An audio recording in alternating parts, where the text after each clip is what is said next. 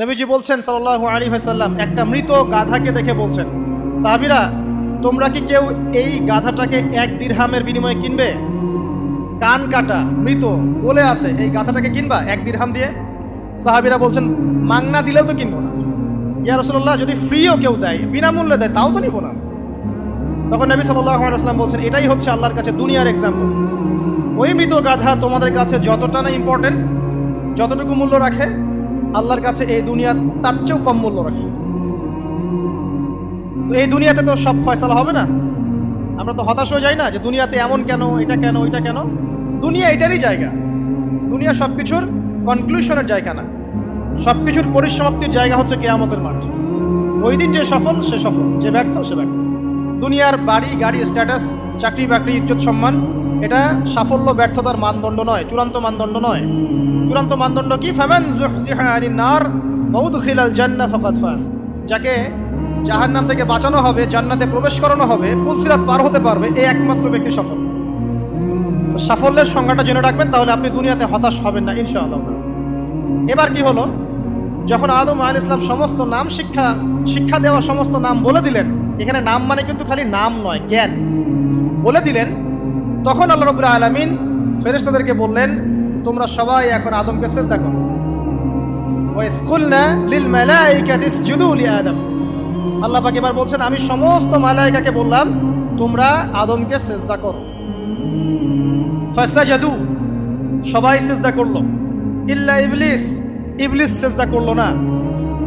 কেন করলে না? ইবলিসকে বলা হচ্ছে, ইয়া ইবলিস মা মানাকা আল্লা তাসজুদা ইয আমারতুক। তোমাকে কে নিষেধ করলো সিজদা করতে ওই আদমকে, যাকে আমি আদেশ করেছি? কে নিষেধ করলো? তখন ইবলিস বলছে, খলাকতানি মিন নার ওয়া খলাকতাহু মিন তিন। আমাকে সৃষ্টি করেছেন আগুন দিয়ে, আর আদমকে সৃষ্টি করেছেন মাটি দিয়ে, আমি কিভাবে তাকে সিজদা করতে পারি? ইবলিস বলতে চাইলো যে আপনি যে বলছেন আদমকে সিজদা করো, আদম তো মাটির তৈরি, আমি তো আগুনের তৈরি, তাহলে আপনি ভুল বলছেন। নাউজুবিল্লাহ।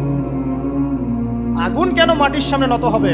মাটি আগুনের সামনে নত হওয়া উচিত। তার কেয়াস হচ্ছে এমন। কেয়াস মানে কি? তার এটা কি? হ্যাঁ, তার এটা যুক্তি, তার এটা যুক্তি এবং দর্শন যে আমি কেন তাকে সিজদা করব? আমি তো আগুনের তৈরি, আর আদম হচ্ছে মাটির তৈরি।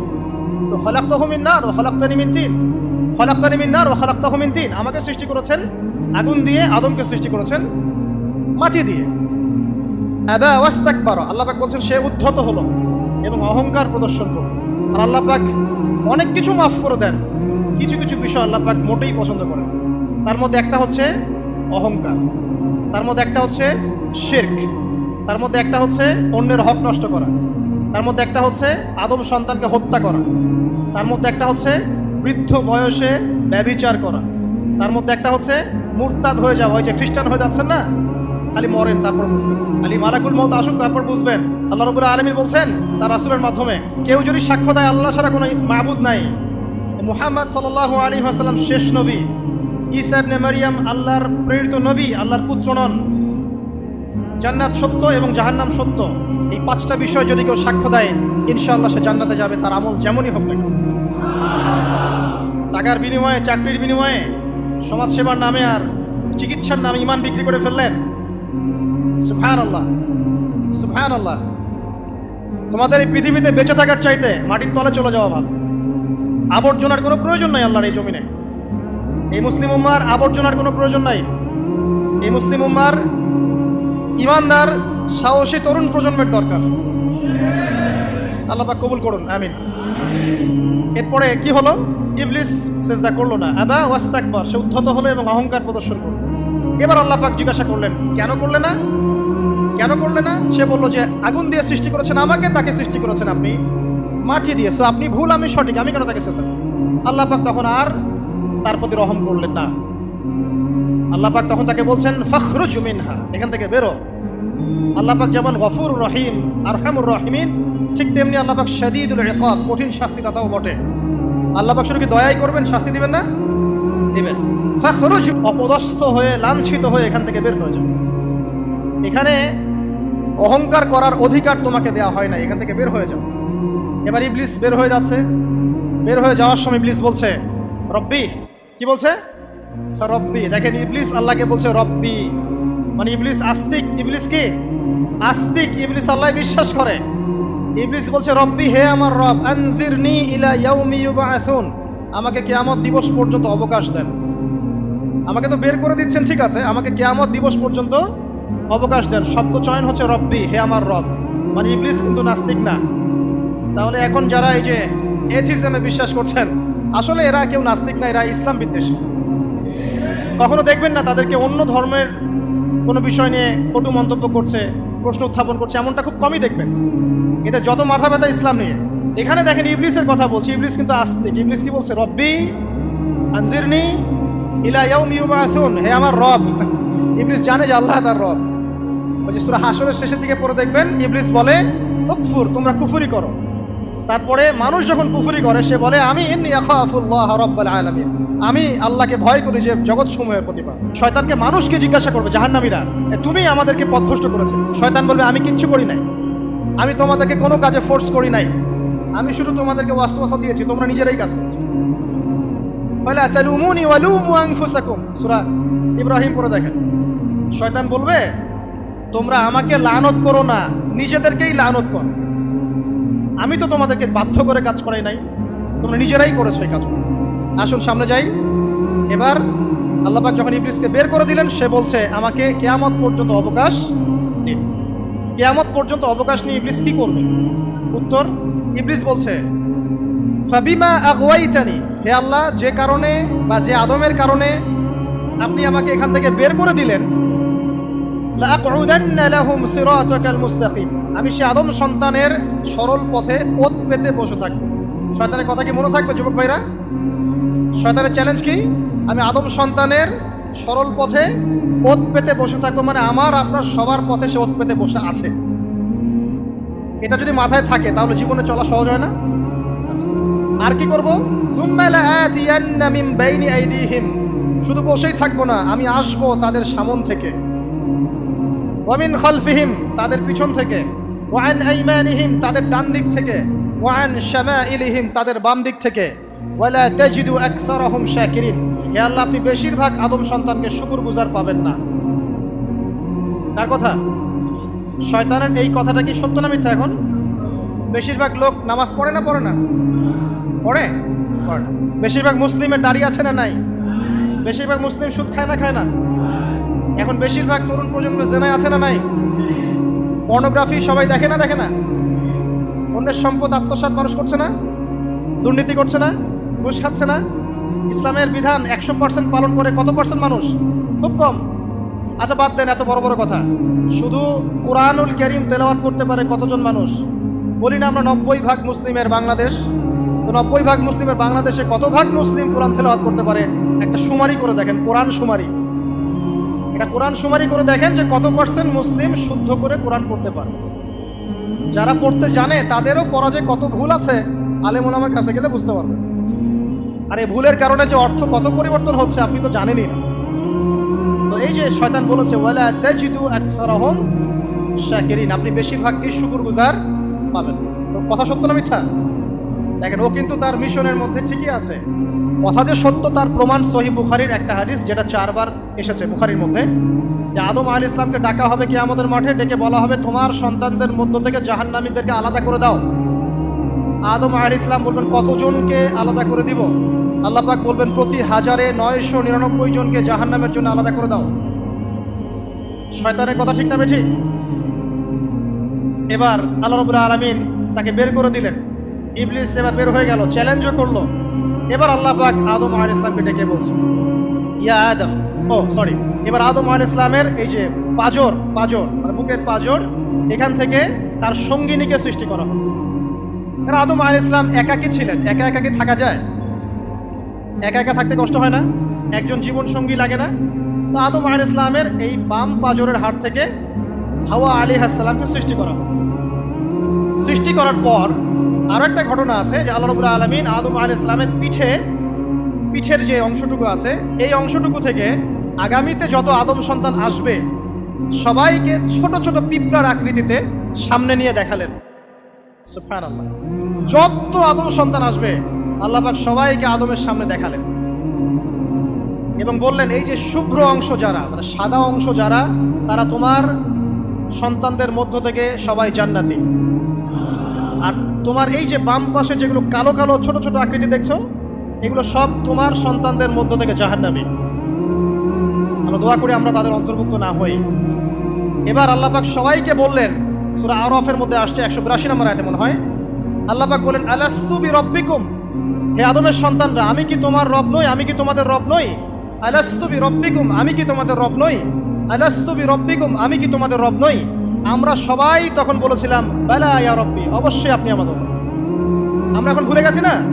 আমরা সবাই এই সাক্ষী দিয়ে আসছি রুহের জগতে। আর রুহের জগৎ বলে একটা জগৎ আছে, অনেক জগৎ আছে। রুহের জগৎ একটা, দুনিয়ার জগৎ একটা, জিন জাতির জগৎ আলাদা, বারজাখ পরকালে যে কবরে রাখার পরে বারজাখের জগৎ একটা, আর দারুল করার যেটা হবে একদম জান্নাত জাহান্নাম, ওটা আরেকটা জগৎ। এই যে মহাবিশ্ব যে সম্প্রসারিত হচ্ছে, এক এক গ্যালাক্সিতে এক একটা জগৎ না, এরকম বহু জগৎ আছে। রুহের জগতে আমরা এই ওয়াদা আল্লাহর কাছে করে এসেছি। এটাকে আহদে আলাস্তু বলে। কি বলে?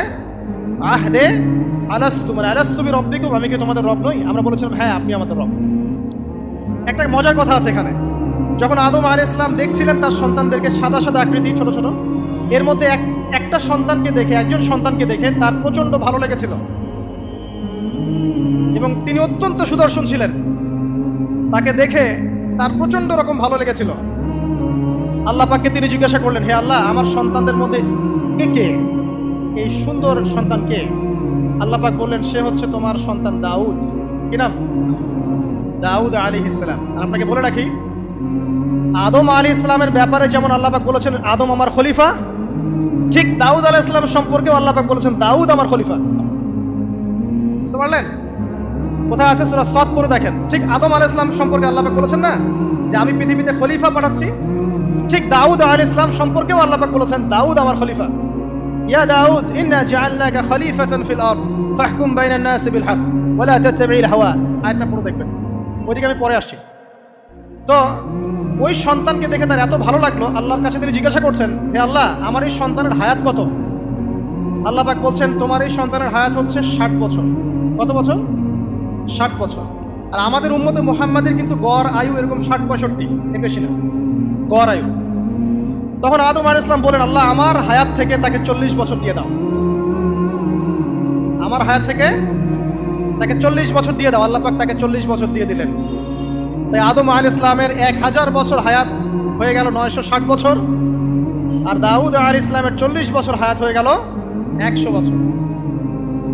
এখন আসেন এই জায়গায় যে আদম আলাইহিস সালাম এবং দাউদ আলাইহিস সালাম দুইজনকে আল্লাহ পাক কি বলেছেন? খলিফা। খলিফা কে? খলিফা কাকে বলে? এটা একটু শুনে নি ছোট্ট করে। সূরা সাদ পড়বেন 24 কি 26 নম্বর আয়াত। আল্লাহ পাক বলছেন, ইয়া দাউদ, হে দাউদ, খলিফার কাজ কি এটা শোনেন। হে দাউদ, ইন্না জাআলনাকা খলিফাতান ফিল আরদ, নিশ্চয়ই আমি আল্লাহ তোমাকে পৃথিবীতে খলিফা করেছি। কি করেছি? খলিফা করেছি। তোমার কাজ কি? ফাহকুম বাইনান নাসি বিল হক, মানুষের মাঝে আল্লাহর বিধান দ্বারা হকের মানদণ্ডে বিচার ফয়সালা করবে। আর আল্লাহর খলিফার দায়িত্ব কি? আল্লাহর বিধান দ্বারা বিচার ফয়সালা করা। ওয়ালা তাত্তাবি'ল হাওয়া, তুমি নিজের প্রবৃত্তির অনুসরণ করবে না। ফায়ুদিল্লাকা আন সাবিলিল্লাহ, তাহলে তোমাকে এটা সরল পথ থেকে বিচ্যুত করে দেবে। ইন্নাল্লাযীনা ইউদিল্লুনা আন সাবিলিল্লাহ, নিশ্চয় যারা আল্লাহর পথ থেকে বিচ্যুত হয়ে যায়, লাহুম আযাবুন শাদীদ, তাদের জন্য কঠিন শাস্তি আছে। বিমা নাসু ইয়াউমাল হিসাব, এই কারণে যে তারা হিসাবের দিনটা ভুলে গেছে। এই আয়াত থেকে খলিফার ফাংশন বুঝতে পারলেন? খলিফার ফাংশন কি? আপনি যা ইচ্ছা তাই ফয়সালা করবেন, নিজের মন গড়া যা ইচ্ছা রচনা করবেন। ফাহকুম বাইনান নাসি বিল হক, মানুষের মধ্যে হকের মানদণ্ডে বিচার ফয়সালা করুন। হকটা কি জিনিস? আমার দর্শন হক, আমার ফিলোসফি হক, আমার যুক্তি, আমার বিজ্ঞান, এগুলোই হকের মানদণ্ড। হকের মানদণ্ড কি? কোথায় উত্তর আছে? কোরআনেই উত্তর আছে। কোন সূরা? সূরা কাহফ। কত নম্বর আয়াত? আয়াত নাম্বার 29। আল্লাহ পাক বলছেন, ওয়াকুলিল হাক্কু মির রাব্বিকুম, হক সেটাই যা তোমার রবের পক্ষ থেকে নাযিল। কথা কি ক্লিয়ার? হক কি জিনিস? যা তোমার রবের পক্ষ থেকে নাজিল হয়। ফামান শাআ ফালইউমিন, যার ইচ্ছা হয় সে স্বীকার করুক। ওয়ামান শাআ ফালইয়াকফুর, যার ইচ্ছা হয় সে অস্বীকার করুক। ইন্না আ'তাদনা লিযালিমিনা নারান, অস্বীকারী জালেমদের জন্য আমি আগুন প্রস্তুত করে রেখেছি।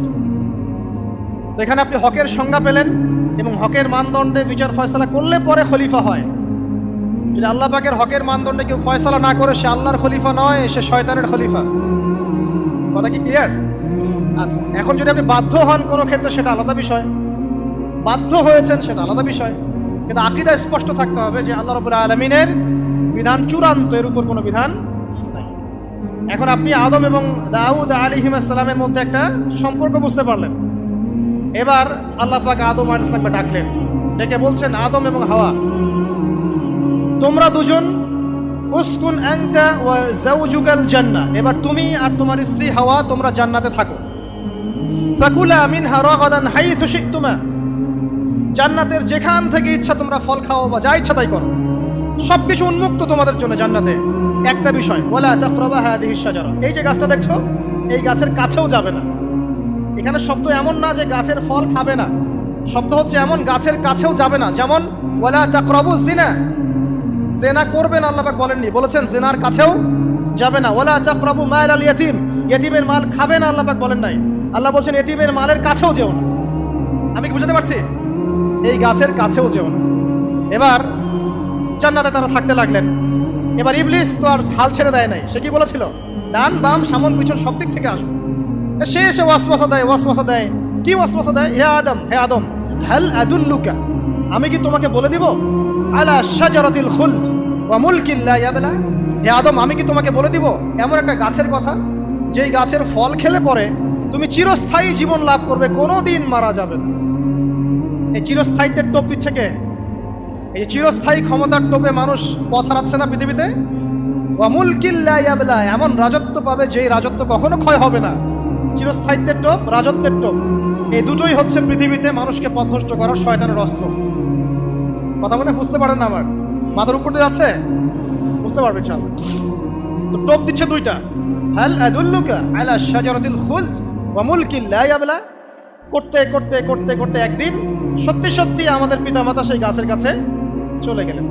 যখনই চলে গেলেন, ফালাম্মা যায়াকা শাজারা, যখন তারা গাছের কাছে চলে গেলেন, বাদাত লাহুমা সাওআতিহিমা, তাদের পরনে যে জান্নাতি কাপড় ছিল ধাপাস করে খুলে পড়ে গেল। ইন্না লিল্লাহি ওয়া ইন্না ইলাইহি রাজিউন। আমাদের পিতামাতাকে পুরো মহাবিশ্বে ফেরেশতাদের সামনে জান্নাতে নগ্ন করে দিল ইবলিস। আমি মনে বুঝাতে ব্যর্থ হচ্ছি।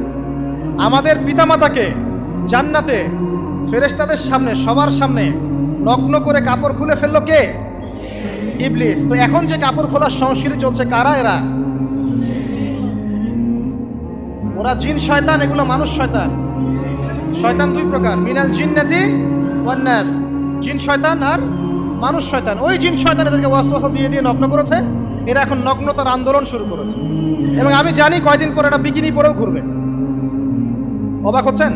এই আমাদের আলামতের মধ্যে অন্যতম হচ্ছে মানুষ রাস্তার ধারে ধারে জেনা করবে, রাস্তার মনে মনে জেনা হবে। তখন তার সবচেয়ে ভালো মানুষ হবে সেই ব্যক্তি যে গিয়ে বলবে, বাবা তোমরা জেনা করছো, এই দেয়ালের পিছনে গিয়ে করতে পারলা না, সে হবে সবচেয়ে ভালো মানুষ। এই যে কাপড় খোলার সংস্কৃতি শুরু হয়েছে, এটা কার সংস্কৃতি? বাদাত লাহুমা সাওআতিহিমা। আল্লাহ পাক আরো বলছেন, ইয়া বানি আদম, হে আদম সন্তান, লা ইয়াফতিনান্নাকুমুশ শাইতান, শয়তান যেন তোমাদেরকে ফিতনায় ফেলতে না পারে। কামা আখরাজা আবাওয়াইকুম মিনাল জান্নাহ, ঠিক যেভাবে শয়তান তোমাদের পিতামাতাকে জান্নাত থেকে বের করে দিয়েছিল। আর কি করেছিল? কামা আখরাজা আবাওয়াইকুম মিনাল জান্নাহ ইয়ানজিউ আনহুমা লিবাসাহুমা, শয়তান তোমাদের পিতামাতার লেবাস পোশাক খুলে ফেলেছিল। ঠিক এভাবেই যেন পৃথিবীতে শয়তান তোমাদেরকে ফিতনায় ফেলতে না পারে, আল্লাহ পাক সতর্ক করছেন। এখন কি বুঝতে পারছেন? এই নগ্নতার যে 6 লাভ, নগ্নতা, অশ্লীলতা, পর্নোগ্রাফি, বেহায়াপনা, ফ্রি মিক্সিং, নারীদেরকে নগ্ন করে রাস্তায় বের করে নিয়ে আসা, এগুলো কার এজেন্ডা? শয়তানের এজেন্ডা। এর উপর কোনো কথা নাই, কারণ কোরআনের উপর কোনো সত্য নাই। এগুলোর উপরে কোনো কথা হবে না, বিকজ কোরআনের উপর কোনো সত্য নাই। আছে? নাই। কোরআনে আল্লাহ পাক বলেছেন যে শয়তান ফিতনায় ফেলেছিল, ইয়ানজিউ আনহুমা লিবাসাহুমা, শয়তান তোমাদের পিতামাতার লেবাস খুলে ফেলে দিয়েছিল। ওয়াতাফিকা ইয়াখদিফানি আলাইহিমা মিন ওয়ারাকিল জান্নাহ, তখন আমাদের পিতামাতা জান্নাতের গাছের যে এই যে পাতাগুলো আছে এগুলো ছিঁড়ে ছিঁড়ে লজ্জাস্থান থাকতে লাগলেন। ইন্না লিল্লাহ। আমাদের পিতামাতার কি দুর্দশা হয়েছিল, আমাদের পিতামাতার কি দুর্দশা, কি লজ্জা হয়েছিল তখন। চিন্তা করে দেখেন, শয়তান কাপড় খুলে ফেলে দিয়েছে। আর আমাদের পিতামাতা, আমাদের মা, আমাদের বাবা জান্নাতের এই যে পাতাগুলো ছিঁড়ে ছিঁড়ে গায়ের লজ্জাস্থান ঢাকা শুরু করেছেন। কি পরিমাণ লজ্জা চিন্তা করেন। আপনাকে যদি এখানে কেউ নগ্ন করে ফেলে এবং আপনি যদি না চান বিষয়টা, সবাই জোর করে আপনার কাপড় খুলে ফেলে, আপনার কেমন লাগবে? কেমন লাগবে? এই ঘটনা ঘটেছে মহাবিশ্বে, শয়তান ঘটিয়েছে। এরপর আল্লাহ পাক ডাকলেন, ডেকে বলছেন, ইয়া আদম, হে আদম, আলাম আনহাকুমা আন তিলকুমা শাজারা, হে আদম, আমি কি তোমাদেরকে দুজনকে নিষেধ করি নাই যে গাছের কাছে যাবে না? আমি কি তোমাদের দুজনকে নিষেধ করি নাই যে তোমরা গাছের কাছে যাবে না? তখন আদম আলাইহিস সালাম বুঝতে পারলেন যে তারা একটা বড় ভুল করে ফেলেছে। তারপর আল্লাহ রাব্বুল আলামিন দয়া পরবশ হয়ে আদম এবং হাওয়া আলাইহিস সালামকে কালিমা শিক্ষা দিলেন, তওবার কালিমা, যেই কালিমা দিয়ে তারা তওবা করতে পারেন। সেই কালিমা হচ্ছে রব্বানা যালামনা আনফুসানা ওয়া ইল্লাম তাগফির লানা ওয়া তারহামনা লানাকুনান্না মিনাল খাসিরিন। এই দোয়া শিখে নিয়ে আদম এবং হাওয়া আলাইহিস সালাম তওবা করলেন। আল্লাহ পাক তাদের তওবা কবুল করে মাফ করে দিলেন। কিন্তু জান্নাতে আর থাকা হলো না। আল্লাহ পাক বলেন, কুল নাহবিতু মিনহা জামিআ, এবার তোমরা সবাই মিলে এখন পৃথিবীতে নেমে যাও। আল্লাহ মাফ করে দিলেন, কিন্তু তোমরা এখন পৃথিবীতে নেমে যাও, জান্নাতে আর থাকা হবে না। খেয়াল করে দেখেন, ইবলিসও আল্লাহর আদেশ মানে নাই। আল্লাহ বলেছেন সিজদা করো, ইবলিস কিন্তু করে নাই। আবার আমাদের পিতা আদম আলাইহিস সালামকে আল্লাহ পাক বলেছেন গাছের কাছে যেও না, তারা চলে গেছেন। দুটোই কি অবাধ্যতা নয়? তাহলে ইবলিসকে চিরস্থায়ী জাহান্নামী করা হলো, আদম সন্তানকে কেন করা হলো না? উত্তর, আদম সন্তান আদম আলাইহিস সালাম তওবা করে ফিরে এসেছে, ইবলিস আসে নাই। তাই আমাদের দ্বারা পদে পদে ভুল হবেই, তওবা করে ফিরে আসলেই গুনাহ মাফ ইনশাআল্লাহ। আর যদি ইবলিসের মতো গুনার উপর গুনাহ করতেই থাকেন আর বলেন যে আমি ঠিক কাজ করছি, তাহলে ইনশাআল্লাহ ওই যে জাহান্নাম অপেক্ষা করছে। ইবলিসকে আল্লাহ পাক বললেন যে তুমি এবং তোমার অনুসারী যারাই থাকবে সবাইকে দিয়ে লাআমলাআন্না জাহান্নামা মিনকুম আজমাইন, তোমাদের সবাইকে দিয়ে আমি জাহান্নাম পরিপূর্ণ করব। নাউযুবিল্লাহ। এবার সবাই পৃথিবীতে নেমে আসলো। পৃথিবীতে এসেই কি আল্লাহ পাক ছেড়ে দিলেন? না। আল্লাহ রাব্বুল আলামিন বলছেন, কুল নাহবিতু মিনহা জামিআ, তোমরা পৃথিবীতে নেমে যাও। ফাইম্মা ইয়াতিয়ান্নাকুম মিন্নি হুদান, দুনিয়াতে যাচ্ছ যাও, তবে মনে রেখো যে আমার পক্ষ থেকে তোমাদের কাছে হেদায়েতের বাণী আসবে। আমার পক্ষ থেকে তোমাদের কাছে হেদায়েতের বাণী আসবে। ফামান তাবিআ হুদায়া ফালা খাউফুন আলাইহিম ওয়ালা হুম ইয়াহজানুন, যারা আমার হেদায়েতের বাণীগুলো মেনে চলবে তাদের কোনো ভয় নাই, কোনো দুশ্চিন্তাও নাই। ওয়াল্লাযীনা কাফারু ওয়া কাযযাবু বিআয়াতিনা, কিন্তু যারা আমার আয়াতকে কুফরি করবে, মিথ্যা প্রতিপন্ন করবে, ফাউলাইকা আসহাবুন নার, তারা হবে জাহান্নামের অধিবাসী। হুম ফিহা খালিদুন, তারা সেখানে চিরস্থায়ী হবে। এই সহজ সরল জীবন দর্শন দিয়ে আল্লাহ পাক পৃথিবীতে পাঠিয়ে দিলেন। এবার শুরু হলো পৃথিবীতে পথ চলা। পৃথিবীতে পথ চলার ক্ষেত্রে অনেক কিছু সৃষ্টি করতে হলো, আবিষ্কার, কৃষিকাজ, এটা ওটা সবকিছু। আদম আলাইহিস সালামকে আল্লাহ পাক সেই জ্ঞান ওহীর মাধ্যমে শিক্ষা দিলেন। কৃষিকাজ আল্লাহ পাক শিক্ষা দিয়েছেন, চাকা সৃষ্টি করা আল্লাহ পাক শিক্ষা দিয়েছেন, বাহন সৃষ্টি করা আল্লাহ পাক শিক্ষা দিয়েছেন। যত রকম জ্ঞান আছে সমস্ত জ্ঞান এসেছে নবীদের পক্ষ থেকে। সবকিছু জ্ঞানের মূল ভিত্তি এসেছে নবীদের কাছ থেকে, আল্লাহর ওহীর কাছ থেকে। যত সভ্যতা দেখছেন বড় বড়, সমস্ত সভ্যতা শুরু হয়েছে নবী দ্বারা, এবং সভ্যতা শেষও হবে একজন নবী দ্বারা। তার নাম কি?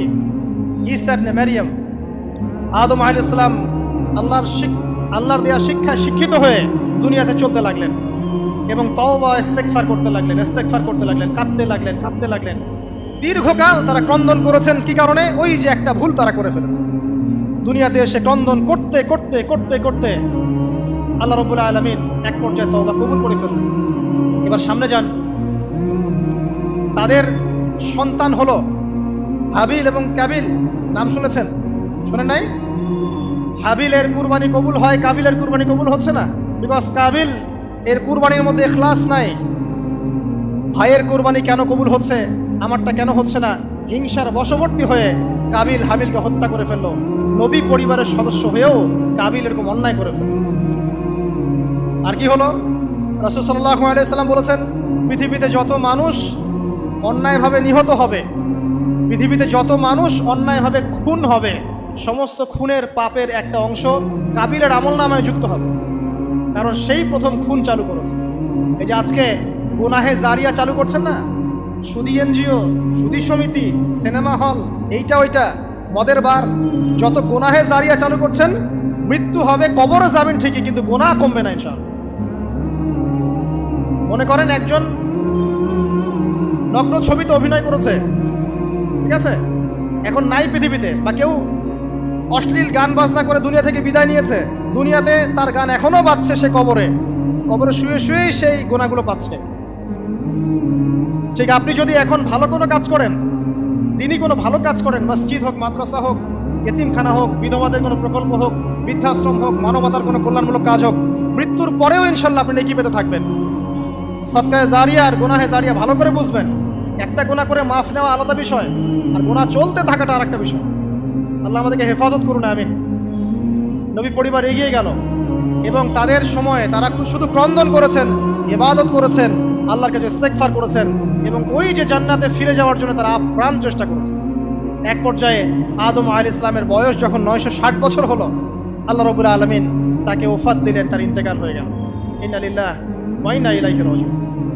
এরপরেও নবী পরিবার চলতে লাগলো, চলতে চলতে পরবর্তীতে আসলেন নূহ আলাইহিস সালাম, তারপরে ইব্রাহিম, আদ জাতি, তারপর সামুদ, তারপরে শুআয়ব, কওমে মাদিয়ান, মূসা, দাউদ, সুলাইমান, ইসহাক, ইয়াকুব। নবী পরিবার চলতেই লাগলো। এক পর্যায়ে ঈসা আলাইহিস সালামের পরে মুহাম্মদ সাল্লাল্লাহু আলাইহি ওয়াসাল্লামের মধ্য দিয়ে নবীদের সিলসিলা আল্লাহ পাক শেষ করে দিলেন। এভাবেই সভ্যতা এগিয়ে গেছে, এভাবেই আমাদের পিতামাতার হাত ধরে জ্ঞান পৃথিবীতে এসেছে এবং ওই যে শয়তানের মিথ্যা প্রলোভন, প্রতারণা, এর ফলশ্রুতিতে ওই যে আমাদের পিতামাতার গা থেকে কাপড় খুলে পড়লো, আল্লাহ পাক রাগান্বিত হয়ে সবাইকে দুনিয়াতে নামিয়ে দিলেন, ইবলিসকে চিরস্থায়ী জাহান্নামী ঘোষণা করলেন। কিন্তু আমাদের পিতামাতার ক্রন্দন, তওবা, ইস্তেগফার, আমলের বদৌলতে, আল্লাহর রহমতে আল্লাহ পাক পিতামাতাকে মাফ করে দিলেন। এভাবেই মানব জাতি এগিয়ে যাচ্ছে। আজকে আমরা এই পর্যায়ে পর্যন্ত এসেছি। আদম আলাইহিস সালামের এই সংক্ষিপ্ত জীবনী থেকে আমরা কি শিখলাম? আমরা শিখলাম যে আল্লাহ রাব্বুল আলামিন অনেক ভালোবেসে, অনেক মহব্বত করে, মমতা দিয়ে, মায়া দিয়ে নিজের হাতে আমাদের পিতাকে সৃষ্টি করেছে। এক, দুই, আমাদের পিতাকে আল্লাহ রাব্বুল আলামিন তার পক্ষ থেকে জ্ঞান শিক্ষা দিয়েছেন।